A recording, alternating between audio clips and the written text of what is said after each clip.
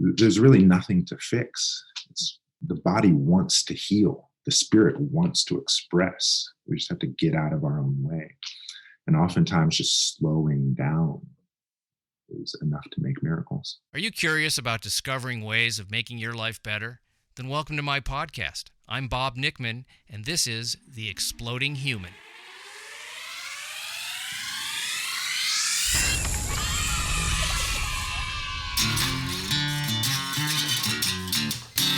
Listen in while I talk with all kinds of people in the fields of personal growth, health and healing, alternative therapies, psychology, spirituality, environment, and the future.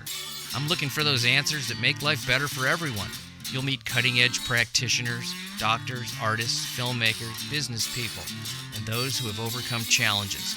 The brave, the curious, anyone who's out there helping us humans to explore, expand, and explode. Hey, welcome to The Exploding Human. My name is Bob Nickman. My guest today is David Weill, and we are going to be talking about Taoism and slowing down. Before we do that, let me invite you to visit my website, theexplodinghuman.com. Over there you can listen to all the episodes, read synopses of the episodes, see photos of all my guests, a little bio on myself, and there's a donate button if you'd like to support the show. That will give you access to some extra content. Also, there is a YouTube channel where you can listen to the episodes also. That is The Exploding Human with Bob Nickman. And also there is a Facebook page of The Exploding Human. So lots of ways to listen to the show. My guest today, as I said, is David Weill. David grew up in Northern California. His mother is Chinese, and he was raised by her as a single parent. And his father was white, so he didn't really fit into any specific kind of group growing up, and he grew up in kind of a rough neighborhood up there, and he's going to talk about that. He became interested in martial arts, and then later wanted to look at the other side, which was a healing side. And he went to China for 5 years and studied in a temple there, and he came back and is now running this cultural center up in Northern California, Chinese Cultural Center. And we talk about slowing down and the importance of being comfortable in your own skin. An art in itself, a spiritual journey in itself. But David's story is really unique, and there's some things he tells me that I've never heard before. So please enjoy this talk. This is David Weill. I'm excited to talk to you because you're the only one I've had on my show so far that is into Taoist teachings, Taoist arts. Let's first of all talk about what that is, because like we were talking before the show, there's a tendency to be a little woo-woo with some of this spiritual teachings, but we were also talking about what's the grounded part. And as I sort of said before, that one of my favorite sayings is, trust God, but tie up the horses. So tell us, me, what you do. Yeah, I focus on the cultural arts of my ancestral heritage of China. I also got a white side to me, and I haven't explored much of that as much as I'd like to, but I've spent a lot of time studying the Chinese roots, specifically exploring Taoism. And I run a cultural heritage center in the Greater Bay Area, and we teach all over the world, actually. My wife and I do Chinese medicine. I also do movement. We have lectures. We do music and crafts and all things Chinese. Is that because you were very close to your mother? Yeah. Growing up, and you felt that there was something about her or about your relatives on that side of the family that drew you to the Chinese culture? Yeah, I was raised by a single Chinese mother, and so that's my predominant influence. And I really didn't get to know my father too well until college, and by that time I had inherited a lot of hate for him from my mom. Fortunately for me, I was able to look past that, get to know the man quite well, and make amends before he passed. But yes, most of my influence is from my mother that raised me as a single mom. But you did grow up in Northern California. Yeah, I grew up in Richmond. That's also part of the reason why I neglected my white side, because I grew up in an all Black and Mexican neighborhood, and all the white kids got picked on and bullied and beat up. And then from there, I wasn't Chinese enough to be with the Asian crew, though. So I kind of found myself in the fringe.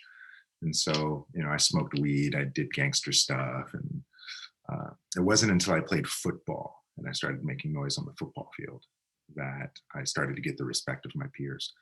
But I had a rough childhood and upbringing. Well, that's very common when you think about people that go into spiritual disciplines. They're looking for something that conventional living doesn't give them. And when you're a little bit of an outcast, I think you're drawn to it even more. Mm-hmm, mm-hmm. So how did you get into this, the Taoist stuff? Was your mother into it? Or did you kind of become a seeker at what point, when you took LSD or something? That's a yes and yes. No. I went to private schools. My single mom tried to do her best to raise me by herself. So she put me in the best schools so she could, which in our area were the Roman Catholic private schools. And so I got exposed to Roman Catholicism really early. And I never got baptized, but I was about it. Like, I read the hymns, I prayed the rosary, I had the brown scapular, I was an altar boy. I was all about it. But I was also into X-Files, and I was really curious, and I always had a lot of questions, and I'd often stump the priest and like, why do we wear purple here? Or why do we kneel or genuflect here? Or why is the sign across these points? And that's kind of an upside down cross, isn't it? Like, why? And they never had the answers that satisfied me. And so really early on, like 12, 13, I lost faith in the church. And in my search, I found Confucius, and I really enjoyed how simple and poignant and concise the Analects of Confucius were. And then I had a teacher at the time, he was like, hey, well, if you like Confucius, you'll love Lao Tzu. And so I got turned on to the Tao Te Ching when I was like 13 years old. And it blew my mind. I just really resonated with the simplicity of it, the poetic nature of it, the short stanzas of it, like everything about the Tao Te Ching really resonated with me. And so that was my first intro to Taoism, but I didn't really pursue it as a path until I went to China to live in a Taoist temple. The leap from reading this book and, being disenfranchised from the church and all that to going to China, what happened? Where you said, I'm gonna look at this in a very serious way, where I'm gonna go all the way to China and make this a lifestyle. You're skipping something here. I got to know what happened. I'm skipping a whole lot. Well, in my high school in Richmond, California, I went to JFK, John F. Kennedy High School, but we didn't call it John F. Kennedy. We called JFK Jungle Full of Killers. It was a very, very dangerous high school. Legit, in the high school, only one window in the entire school, and it was from the teacher's lounge into the library. The entire school was literally a prison. Solid concrete, steel doors, 20-foot fences around the perimeter, barbed wire around the fences, only one way in and one way out. You had metal detectors at that entrance. You had random locker searches, random person searches, random classroom searches. We had on-site off-duty police officers. We had narc dogs. It was literally a prison. And this was kind of around the era of Columbine, where people are like, oh my God, they shot up the high school. And then we're laughing. We're like, our school gets shot up every other day. There's shootings across the street. There's shootings in. And despite all of those security measures, a good handful of my friends always had guns every single day. They'd have loaded guns on them. And it was just commonplace. And so that was the high school that I grew up in. That's scary stuff, man. At such a young age to have to deal with that stuff. That's rough. Well, yeah, we managed. And of the 200 some odd in my senior class, maybe only a handful graduated on time. Mm-hmm. And then of that handful that graduated on time, Only a few went on to like higher learning of some type of trade school or something like that, or community college. Only a smaller few actually made it to a university. And then I was like one of two that left the state and went to college. And I was all set. I mentioned football earlier. I was all set to be a Duck. The scouts from Oregon were coming to look for me because I was making a lot of noise on the football field. And I got injured one day in practice, and it ruined my senior season. And so it completely crushed my goals of getting out of Richmond and going to college to play ball. And so I was depressed for about 3 months, smoked a lot of weed, did a lot of acid. And for some reason, something snapped. And within the last 6 months of my senior year, I switched my 2.4 to a 3.8. I did all advanced placement classes to raise my GPA. I started a club. I got into student government. I just completely switched from sport athlete to academic and did everything I needed to do to get scholarships and get the hell out of Richmond. And so it worked. And so when I was in college in Hawaii, here I am an adult. That's when I really pursued martial arts. That's when I really pursued Taoism and philosophy, because I got exposed to it in college more so. And sure, I did like karate as a kid and, Tao Te Ching as a youth, but it wasn't until college that I really made the choice to pursue it. Did a number of years of college in Hawaii, if you can call that college. And then I came back to California. I taught special ed for a number of years. And while I was teaching special ed, I also studied healing arts like acupuncture, herbs, acupressure. And I was getting more martial training at that time. And that was the point where I wanted more out of life. Go to school, get a job, have a family, retire, die. We know that narrative. And everybody knows the narrative of go to school, get a job, have a family, retire, die. And I figured there was something else available in life. And so I raised up all the money I could, went to China for 3 months. It blew my mind. I found what I was looking for in the temple. And it was not really a monastic thing. It was a temple academy. I just call it monking out for sake of conversation. But anyone can go and anyone can enroll and anyone can stay as long as they like. So I went for 3 months at first, loved it, came back home, sold everything that I owned, managed to scrounge up to a little bit more money, and then I just spent the next 5 years there. So they speak English too and other languages to be able to teach, or do you have to learn a lot of Chinese to go there? Yeah, when I was a youth, I knew a little bit of Chinese, learning from my mom. But it was either really, really cute mother talking to a young child or really, really angry mother talking to a young child. And so my Chinese was very limited. So going to China as an adult male, only speaking like a mother would to child, my Chinese was very limited. But fortunately, I knew enough as foundation to grow from there and navigate and order food and learn basics and get by and set things up. And then my teacher knew enough English to kind of fill in the gaps. Okay. So do you live in the academy or do you live outside and go in for classes? And when you say your teacher, I would assume there'd be more teachers, but are you assigned somebody? Yeah, I have one primary teacher. His name is Yuan Shu Gang. He's a Taoist priest.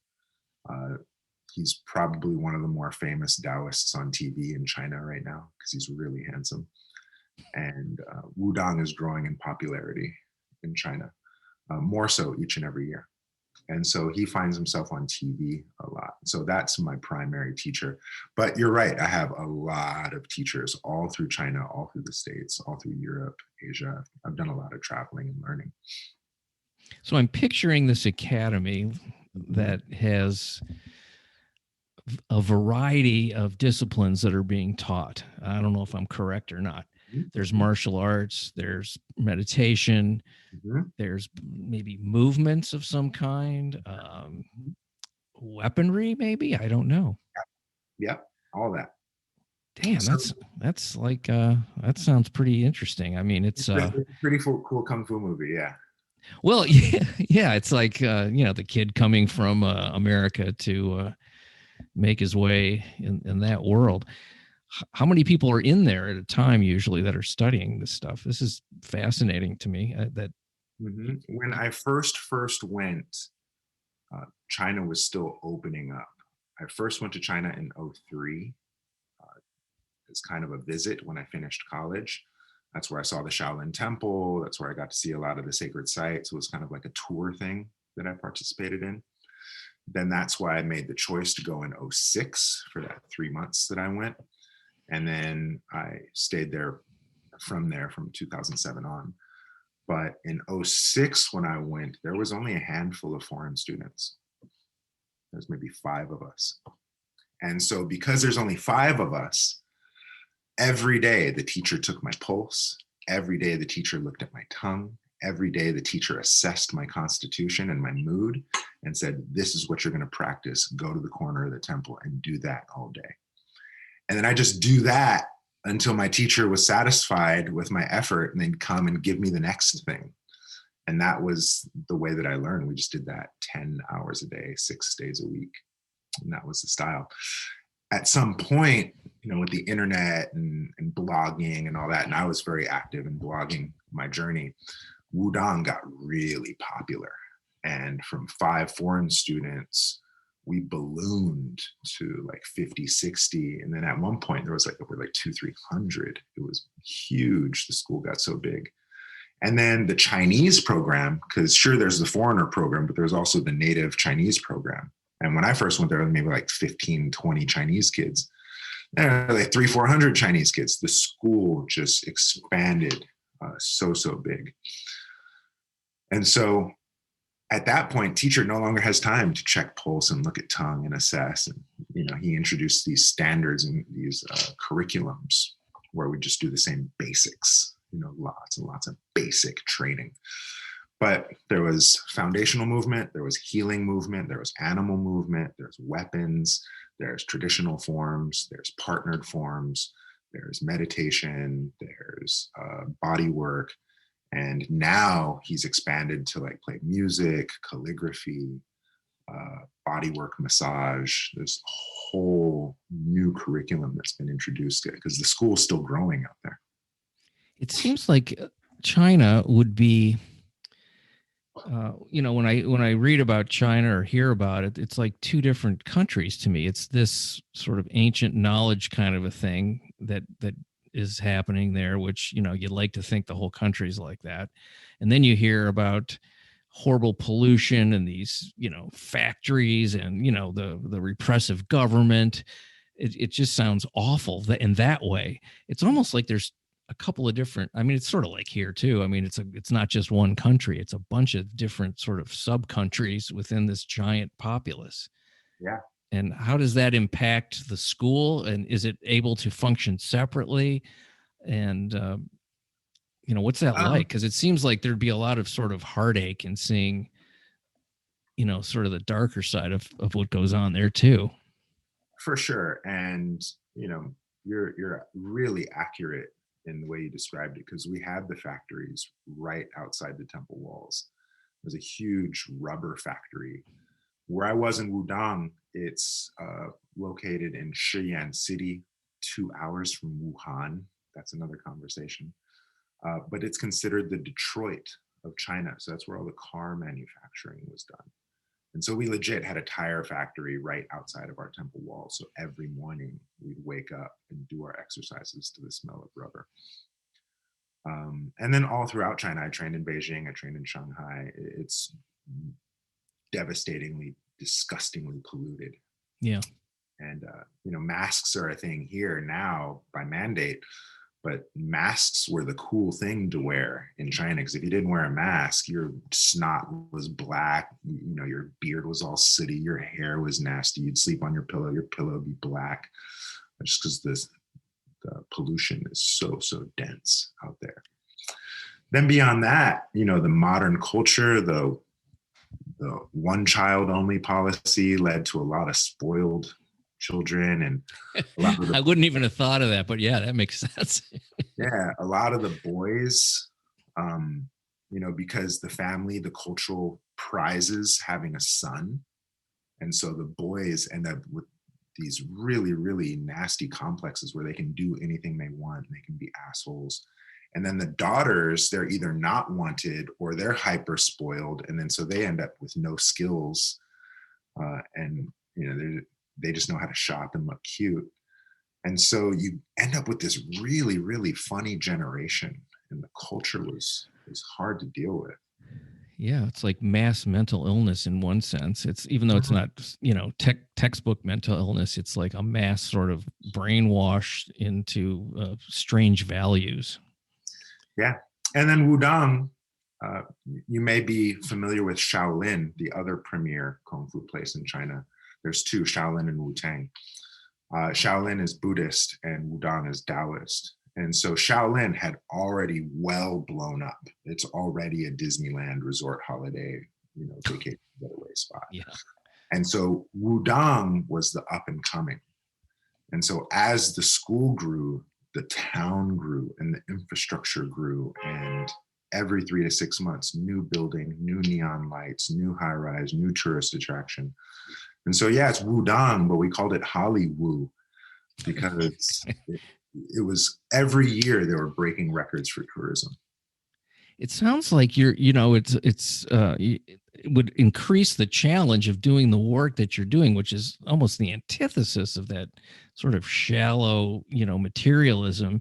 And you're trying to practice this other stuff. So I don't know if that makes that stuff stronger and more important, or it's just more challenging to pull it off. Yeah, it was tough because the temple too, it wasn't some tucked away temple. It was available to everyone to go and enjoy.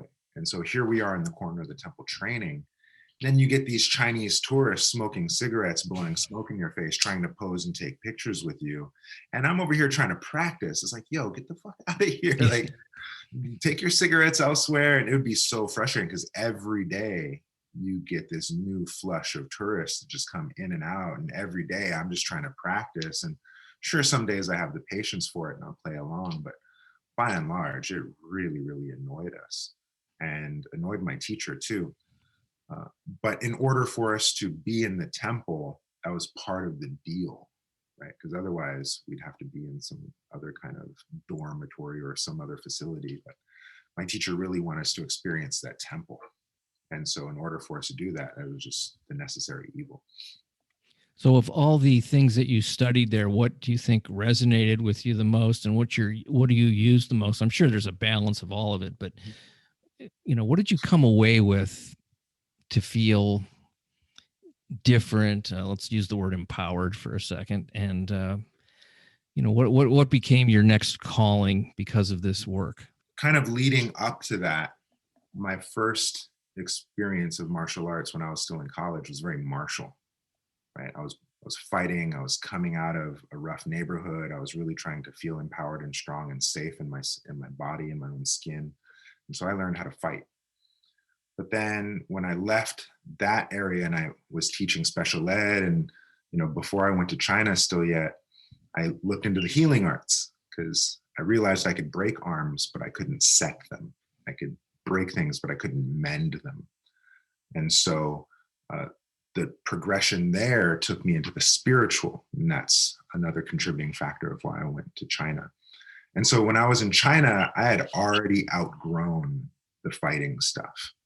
And so I didn't learn any weapons there. I didn't learn any partnered applications, or I didn't learn any of that. I focused all on Qigong, or what we call Yang Shen, life nourishment. And so the bulk of my work and practice now revolves around that kind of Qigong, life nourishment. But my biggest takeaway, to roundabout get back to your question, my biggest takeaway was the view, the perspective, the values, the way that I see and interact with the world. It's probably my biggest takeaway. And that that view is what informs my choices, what informs my actions, what informs my results, what reinforces my view, which creates my habits, my patterns, and my nature. My view and perspective is probably the biggest takeaway that I got from that temple. And if you could describe your view, because I'm sure part of it is there's no words, but I'm sure part of it there you can maybe give me an idea of what that view is. I'm sure compassion is part of it, because I can tell by talking to you that that's a big piece of it. Nah, fuck people. Yeah, that too. Well, that's the flip side. Yeah, believe me, I've spent a lot of time going, fuck that guy. There's nothing wrong with that, as long as you don't act on it. Yeah. For view, I actually have an answer for this. There's a saying on the temple, 三上一年,三下十年, what that translates to. Sometimes I speak Chinese, so you know I'm authentic. What that translates to is 1 year on the mountain, 10 years off the mountain. So as to say, on the mountain, life is such that a year passes, you age a year. Life is such off the mountain that a year passes, you age 10 years. And so it speaks to the pace and the tempo, the go, go, go, produce, produce, produce, be effective, be efficient, be productive kind of value set that we have in our common era. When we are on the mountain, we just were content with doing one movement all day for a span of days, if not weeks or months. There's this one particular practice, Bagua, where you just walk in a circle. And I legit just walked in a circle, an 8-step circle for 6 months, 8 hours a day. I just walk in a circle. And so just the pacing, the value of slow, that's probably my biggest takeaway with regards to view, right? Because here, if we say, oh, you're slow, that's regarded as you're retarded, you're disabled, something's wrong with you if you're slow. Right. But in the temple, if you're slow, you're safe, all your needs are met, no one's chasing you, there's no deadlines. You are in a good place if you have the opportunity and luxury to cultivate slow. And so with regards to perspective, slowing down and recognizing my tempo and my pace has probably been my biggest takeaway. And it's the biggest thing that I use. I have a clinical practice and people come to me for treatment all the time. I don't get them straight on the table. I drink tea with them. I invite them to smell the tea. I invite them to listen to the water bubble and boil. I invite them to feel the warmth of the liqueur going down into their stomach. I invite them to slow down and pay attention to subtle things that are always there. But if we're so go, go, go, go, go, maybe we don't recognize. And then so by the time they slow down, then it's like, okay, now let's do some acupressure. Now let's poke you with a needle. Now let's do something else. And then in that regard, people have way bigger impact and way broader results. But it's not that I gave them some amazing treatment. I just got them to slow down. And then the other end of that is, we schedule an hour session, they come, I treat, they go. That's the same quality, that same tempo that got them fucked up in the first place. Mm-hmm. And so there's really nothing to fix. The body wants to heal. The spirit wants to express. We just have to get out of our own way. And oftentimes just slowing down is enough to make miracles. Yeah, because there's always this difference in when you go out, just walking outside, if it's not like busy traffic or anything, if you're just to take a walk in the park, the pace of nature is different than the pace of man doing his thing. It's very different. It's time moves differently. It's almost like when you ever been around somebody who's really old and they can't move quick and the pace of living is very different. And the first reaction that I had, and I'm just talking about, when my parents got old and couldn't do a lot, visiting them it moved so slow. Nothing really happen. And sometimes I wanted to scream. I'm like, do something, like let's make something happen here. But at the same time, I in order to be with them, I had to slow that down for myself and live at this different, like time moves differently. You get to see that time is very, very relative to what you're thinking. Yeah. And I didn't know that I got that in college too, because growing up in Richmond where I did, life had a pace, a dangerous pace. And when I got to Hawaii for college, it was slower, Yeah. aloha time, everybody's on their island chill mode. And the pace of life was dramatically slower in Hawaii than it was in my hometown. And I didn't really trip off it at that time. I was so fast paced. I used it to my advantage. I hustled. I was able to get things done, and I was successful in my endeavors because I took advantage of the pace, right? But it wasn't until I got to China that I realized, oh, it's even slower here. Whoa, this actually feels good. Let me tap into this. Well, there's that saying that it's been applied to education, but you can apply it to anything. It's race to nowhere. Mm-hmm. That idea of like, I gotta, get ahead of what I gotta get to this point from A to B. Why? What happens when you get to B? Then what? I got to work really hard and bust my ass so I can relax. Why don't you just relax? Well, yeah, but I got to have stuff to relax with, or I can't relax. Yeah, that's that whole do something to have something to be something. I'll do this so I can have that, so I can finally be relaxed, right? That do, have, be. Instead of be, do, have, right? If I'm just relaxed, then I'll do relaxed shit and I'll have the results of being relaxed, versus doing something hard so I can have something so then I could be relaxed. It's kind of a model that we have here. Right. Once I get these outside things, then I can work on the inside part and feel okay. Mm-hmm. I've done it. I mean, we've all done it. We've all done that. It's you can't grow up in this culture and not be succumb to that on some level at some time. It's impossible. It's just when it stops working and you get sick, either physically or emotionally or spiritually sick, that you have to make a change, or not. It's a tough lesson. It doesn't come easy.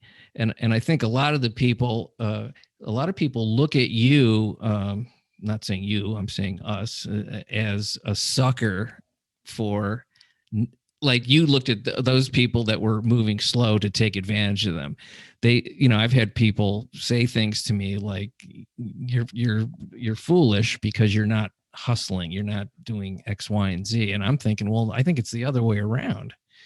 But you're not teachable on that concept because you're not in it. You can't, until something bad happens and you go, this isn't working, that you can't change. It's impossible. Because I'm sure for a lot of people, coming to you as which I would call an alternative practitioner, for lack of a better way of doing it, is not in their wheelhouse until the desperation happens. True. Fortunately, here in the Bay Area, people are quite aware of, as you say, alternative methods and alternative modalities. And it's very common that we get people, they've done the gamut of Western allopathic and that fucked them up. And so they come to us as alternative practitioners. But here in the San Francisco Bay Area, there's a huge awareness to alternative methods, and a lot of people will come seek us first. So you do acupuncture, acupressure, herbs, massage too? Yeah, orthopedic, bone setting, body work, alignment stuff. A lot of movement consultation, a lot of pain management, lifestyle coaching is a big thing. Tea ceremony and tea ritual is growing in popularity. People are seeing that as medicinal as well. But yeah, outside of the clinic, I only do clinic 1 day a week. Okay. Because I don't want to surround myself with sick, needy people. I would much rather surround myself with empowered people that take responsibility for their wellness experience and So in that regard, I spend most of my time instructing Tai Chi, Qigong, wellness arts, tea ceremony, and the like. I understand that. I do. I get that. I want to talk about this tea ceremony that you've mentioned, because I've never done that. I've done everything else you're talking about, like, acupuncture and herbs and all types of alternative stuff. But I always thought that the idea of a tea ceremony was about mindfulness, that was the underpinning of that. Even in those haughty British people, I think that was what they were trying to do, whether they knew it or not. Yeah. Mindfulness, absolutely, 100%. That's an element. Slow, the pace is also an element. You consider your Starbucks coffee, you order it on your app, you pick it up on your way on your commute, go. So the culture of coffee, at least how it's celebrated here in the Americas, it's fast. I hear in like Italy and other parts of Europe, they'll sit down with their espresso and make an afternoon of it. And so they have that in that culture. But in our American common era, coffee is fast paced. So tea, assuming we're actually taking the time to enjoy it and make it ritual, yes, it's mindfulness, but it's also slowing down. And so with regards to tea as medicine, if someone's seeking medicine from tea, they're sick. If someone's seeking medicine, period, they're sick, right? Medicine is for sick people. And so tea is medicine. It's less of the power of the tea. It's more the responsibility of me, right? Imagine being so healthy that all I need to feel better is tea. Imagine if I'm running a little hot, okay, I'll have a cooling beverage. If I'm running a little cold, I have a warming beverage. And that's all I need for equilibrium. It's not that tea is medicine. It's that I'm fucking healthy and all I need is tea for medicine. And if tea is going to be medicinal, it's not from the power of the tea. It's from the power of slowing down and appreciating a process, right? The mindfulness ritual that you speak of. And then, it's not this chemical thing. It's like a resonance. It makes sense to me. It makes me want to come and have tea with you guys. That's what it makes me want to do. Yeah, I was just thinking as you were talking about these people that this is the most uncomfortable type of person that I've ever been around. Not even assholes. People that are, when they're with you, they want to be somewhere else. Not because of you, but they always want to be at the next place. And I'm so agitated by being around people like that. I don't run into a lot of them, but when I do, it is so uncomfortable. You just want to go, can you just be here for while you're here? They're not even there while they're there. And it seems like a tea ceremony would be really uncomfortable for those kind of people, but it might be really beneficial. I just want to go, can you just leave then? If you want to be at the next place, just go. It's inherent to our culture, drive through, minute rice, double click, right swipe, this kind of instant gratification that we have in our culture. And always looking for the next thing. What is your meditation practice? What do you like to do? Just sit. There's a number of visualizations. There's a number of concentration drills. There's a number of various practices that could be done to enhance the meditation experience. For me, it's just sit. And it kind of, again, that conversation of pace, can I be comfortable doing nothing? Am I okay with that? And to the conversation of, the people always looking for the next thing to do, if I always have to move, if I always have to do, what would I be if I'm just with myself? Who would I be if I'm just with myself, with nowhere to go, nothing to do? Would I be uncomfortable in my own skin? And so with the conversation of meditation, just simply being still is of tremendous spiritual value. Just to be comfortable in my own skin as I am here and now in stillness, nothing to do, nothing to fix, nothing to change. Am I okay with myself? Am I comfortable with myself? That's tremendous spiritual value. So many people get antsy just not doing something for 2 minutes, not on their phone. They get the scratches, they get the itch, they want to move. Well, the idea of being alone with your own thoughts can be really terrifying to some people. I enjoy it now, but there was a point in my life where I just wanted to keep moving or numb out when it was some kind of chemical. I mean, it was really just, I don't like the way I feel. I want to change how I feel. I'm going to do it as fast as I can. If I can flip a switch by, having a cocktail or a joint or something to change that.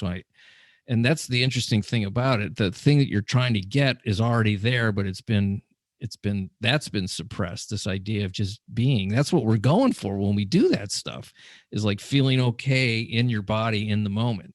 Yeah. So with regards to meditation, just sitting still could be considered a basic, right? And then maybe some of these visualizations and these practices, maybe they could be considered more advanced, and in many ways are. But if you can't sit comfortably in your own body for 5-10 minutes, what business do you have trying to astral project or any of that other shit? It's like, anchor yourself first.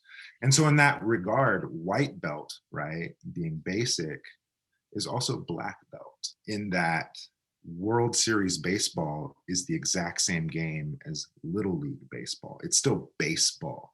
Olympic swimming is still the same as summer camp swimming. It's still swimming. It's just one, you're really, really proficient at the basics, and the other, you're just getting introduced to the basics, right? Baseball is throw, hit, catch.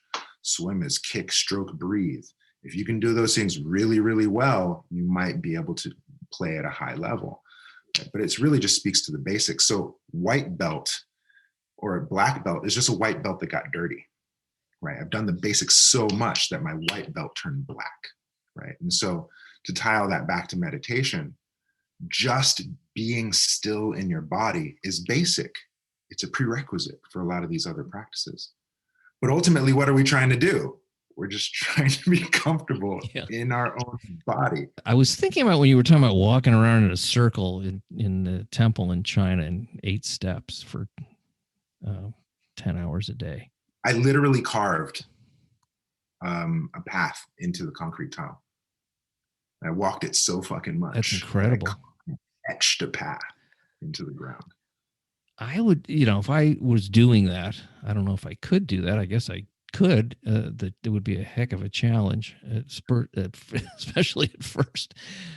What happens to your mind when that's going on? Doesn't it go? It must go through a lot of shifting around. Like, did you ever have like a freak out where you go, I can't do this, or memories come up, or visual things? What happens in something like that? Because it's so rote and incessant that I would think that part of it is for the body, but part of it is to see what happens to the mind and what comes out.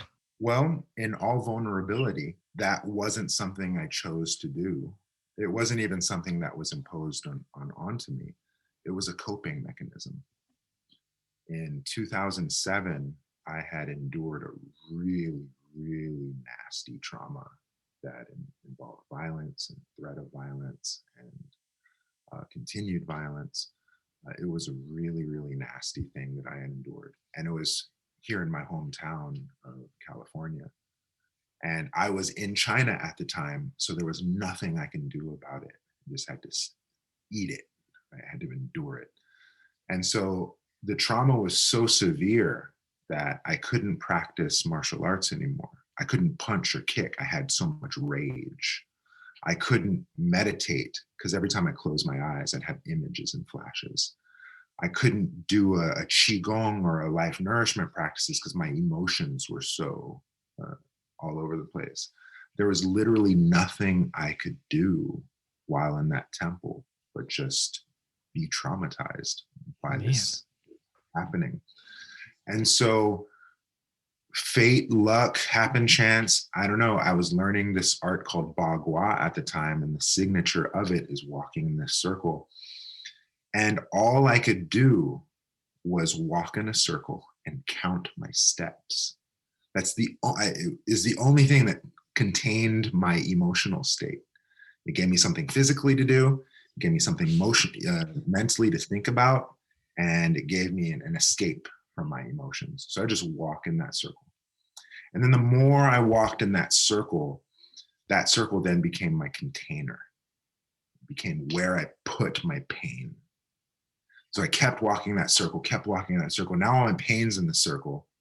Now I'm walking around the circle. I'm able to step outside of my victim view and see the full circle of the experience and all the other people that were in it and their perspective of the view and how they received it and interpreted it, right?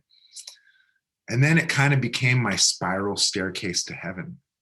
I just kept walking that circle and, counting the steps cleared my mind, moving my body gave a somatic release for the emotions. Using that circle gave me perspective and vantage. And 6 months later, I'm still very much impacted by the trauma, and it still comes to light every so often. However, that was very much a coping mechanism for me. I was able to carve my feet into that path of concrete tile because I cried half that time, just letting my heart out into those steps. Had it not been for that, who knows? I would have flown back home. I would have gotten myself in more trouble. I made it worse, complicated, escalated more. Who knows?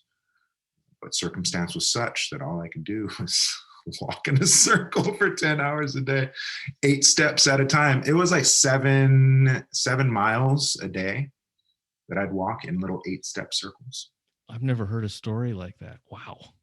Thank you for sharing that with me. Man, that's powerful. That's really powerful. It's almost like the universe said, you're going to learn something from this, whether you want to or not. And, here's this thing that you're studying, but no one's making you do this thing. You're somewhere deep inside that your instinct was to just do that. I'm moving my hand in a circle as I'm saying it because I'm trying to feel it. But man, wow. I'm touched that you received that so well. When I was doing it, I had this kind of reputation. Oh, that's the fucking Bagua guy. Like, oh, stay up there. I was just in the corner, like walking in the circle the whole time. And so I gained quite a reputation for being that guy. And especially, people would walk by and see the carved tile. Because we hear of our shoes wearing down. I went through a pair of shoes maybe once every 4th, 5th day, just because the soles of my shoes kept wearing down. And then I remember eventually leaving the temple, traveling the world, teaching, coming back to California, starting my school, getting my school big enough. Now I'm taking people to China with me. And I go, hey, you see that circle on the floor? I did that. And the circle's still fucking there. And so that is just, wow. That's a story. I never know what I'm going to hear on these things. And that's boy, what a takeaway. Woo. I'm and then, that image of it becoming a spiral staircase to heaven, it was just, that image is incredible that you took this painful thing that's grounded into the, driven into the pavement and then made it a spiral staircase up. That's and that image must have come to you while you were doing it. You must have sort of sometimes felt like you were swirling. I'm just trying to picture my biggest rage, which, obviously wasn't yours, but it was, we've all have that like, oh, I can't contain this, man. Yeah, it was beautiful in that I got to really study the shamanistic roots of the work, because these were rituals initially, and they later evolved to martial arts.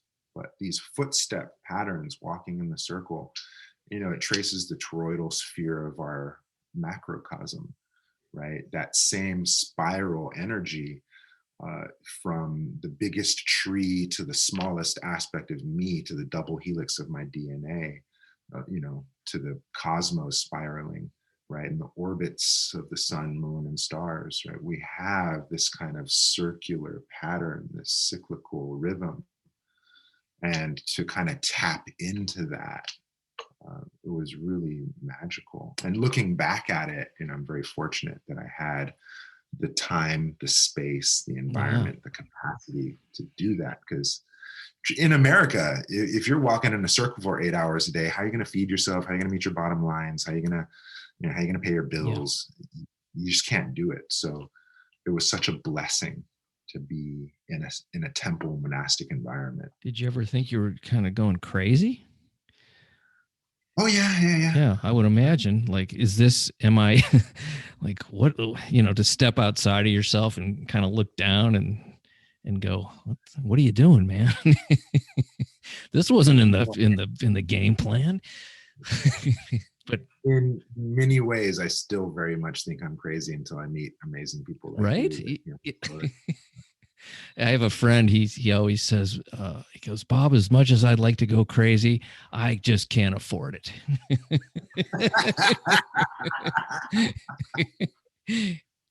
He has this idea of people in mental hospitals being ultimately kind of lazy, that they're come on, man, go crazy, but you got to keep a job. And then there's some that are crazy that don't want to work because if they work, they lose their benefits. Yeah, I know a few of those. It's yeah, that's a tough one. Not to go, oh, come on, really? I got to pay for you. I don't mind paying for people that can't, but for people that can, it's an annoyance. It's like you just want to go. If we were in a different environment where everyone had to work to eat, you would be working. You would, because you'd get hungry. I have one guy in particular I'm thinking about. Oh, man.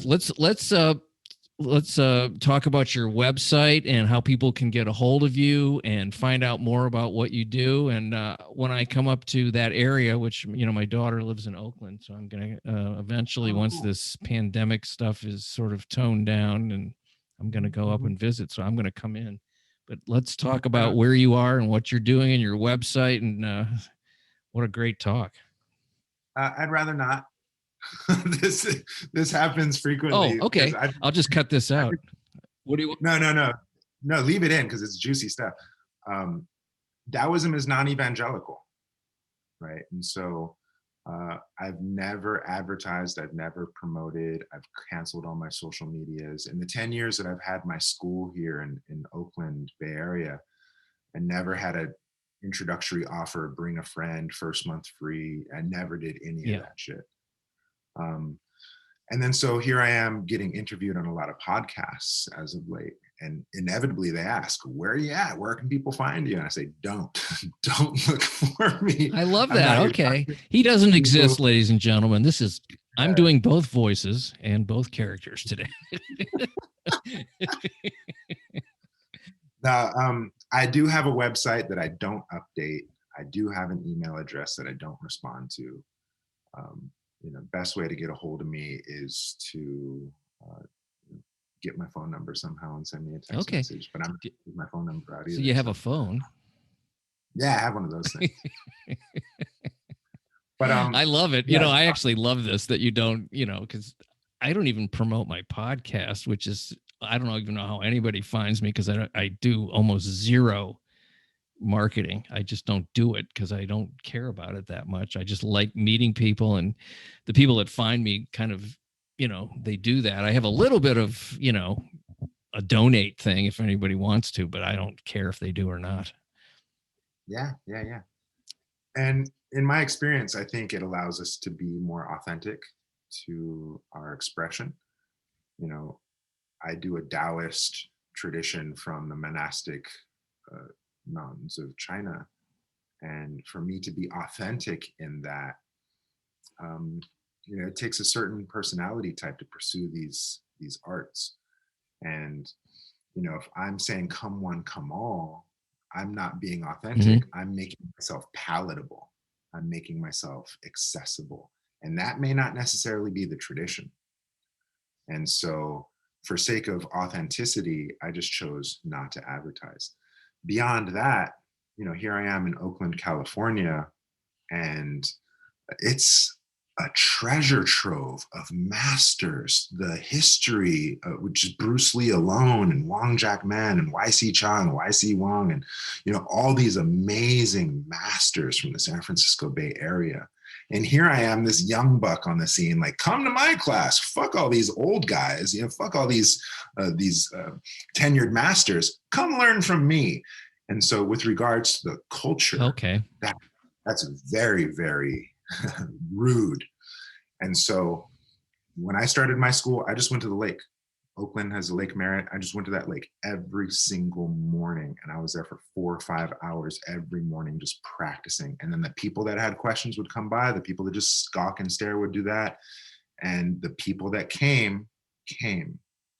And 10 years later, now we have a decent community. And now I'm busy, and now I'm doing podcasts and writing manuals, and the clinic is popping and classes are full.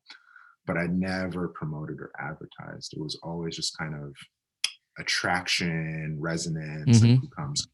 So it grew as you grew. It just sort of happened. I love that. Yeah. Well, thank you for talking to me today. This was really, really a pleasure. Really a pleasure. I hope we get to meet in person sometime.